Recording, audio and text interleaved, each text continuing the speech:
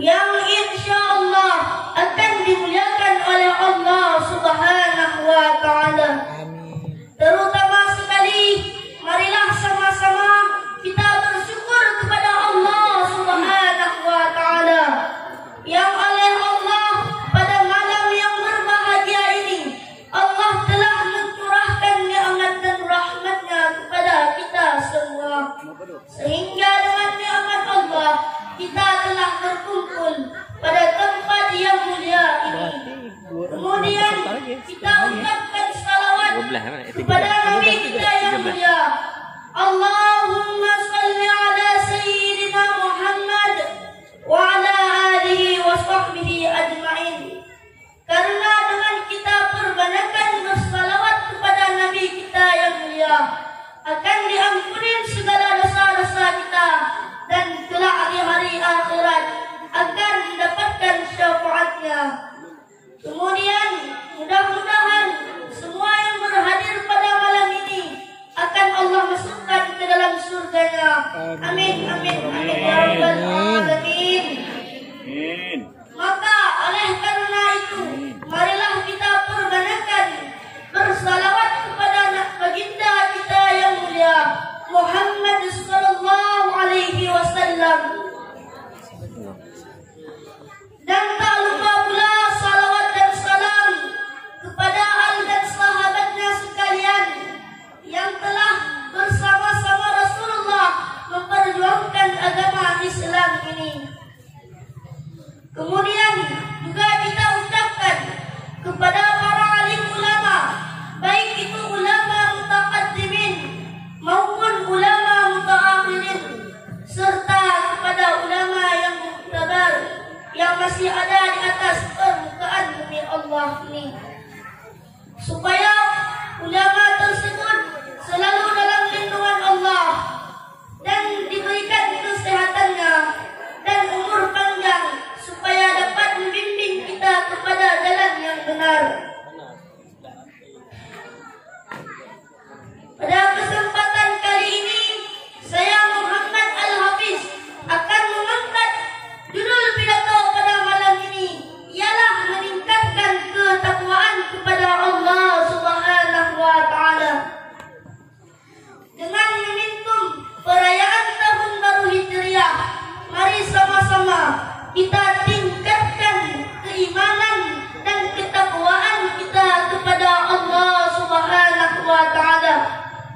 Oleh karena imanlah dan ketakwaanlah yang memperoleh kebahagiaan di dunia, dan di akhirat akan Allah masukkan ke dalam surganya. Allah Subhanahu wa Ta'ala berfirman, Ya ayyuhalladzina amanu taqullaha haqqa tuqatih. Artinya, hai orang-orang yang beriman, takutlah akan Allah dengan sebenar-benarnya takut. Allah memerintahkan kepada kita untuk bertakwa kepadanya dengan sebenar-benarnya takwa. Jangan di mulut saja kita mengatakan orang yang bertakwa, padahal perbuatan sehari-hari kita belum dikatakan orang yang bertakwa. Arti takwa ialah menjunjung tinggi perintah Allah dan meninggalkan segala larangannya. Bila mana pada hari ini perintah Allah kita laksanakan dan larangan Allah kita tinggalkan, maka itulah yang dikatakan orang yang bertakwa. Hadirin kaum muslimin dan kaum muslimat, pada suatu hari Nabi Musa alaihi salam bertanya kepada Allah, Ya Allah, Engkau yang menciptakan manusia ini, dan Engkau pula yang memberi nikmat kepadanya. Tetapi di hari akhirat nanti ada sebahagian yang Engkau masukkan ke dalam surga, dan kenapa ada yang Engkau masukkan ke dalam neraka? Kenapa tidak Engkau masukkan semuanya ke dalam surga, ya Allah? Allah Subhanahu wa Ta'ala menjawab pertanyaan Nabi Musa dengan cara diberinya bibit padi kepada Nabi Musa. Allah memerintahkan untuk menanam bibit padi tersebut. Kemudian ditanamlah oleh Nabi Musa. Semakin lama padi itu tumbuh dan menghasilkan buahnya.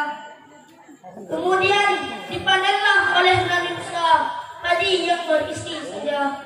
Allah bertanya kepada Musa, "Wahai Musa, kenapa engkau bawa pulang padi yang berisi saja?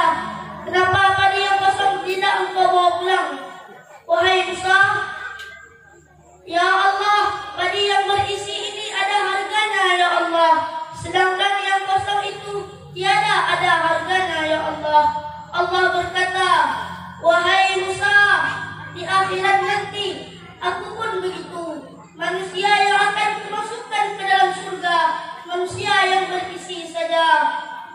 Hadirin kaum muslimin dan kaum muslimat yang saya muliakan, berisi di dunia ini penuh dengan keimanan dan ketakwaan kepada Allah Subhanahu wa taala.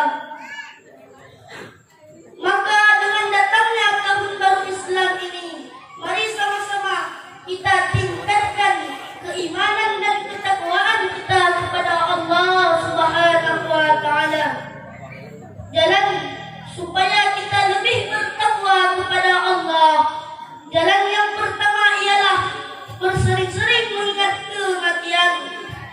Allah Subhanahu wa taala berfirman, "Kullu nafsin dha'iqatul maut." Tiap-tiap yang bernyawa pasti akan merasakan yang namanya kematian.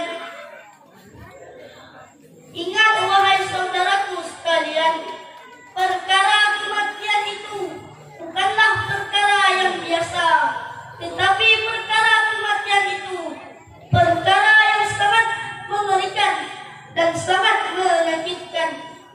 Rasulullah saja ketika dicabut nyawa oleh malaikat Jibril masih terasa sakitnya kematian. Apalagi kita manusia ini yang penuh dengan dosa dan kesalahan. Bagaimana nasib kita di ketika datangnya kematian? Jalan yang kedua supaya kita lebih bertakwa kepada Allah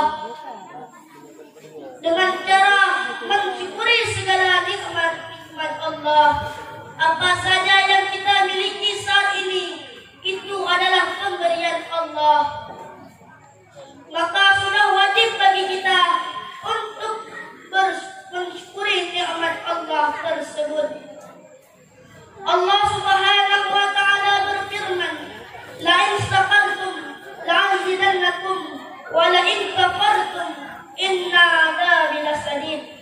Jika engkau syukur terhadap nikmatku, maka akan bertambah nikmat tersebut, dan jika engkau kufur terhadap nikmatku, niscaya adabku sangat pedih.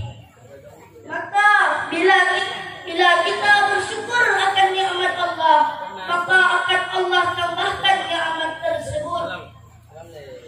Andai kata hari ini, detik ini kita ingin menghitung nikmat Allah, maka tidak sanggup kita menghitungnya. Allah Subhanahu wa taala berfirman, "Bismillah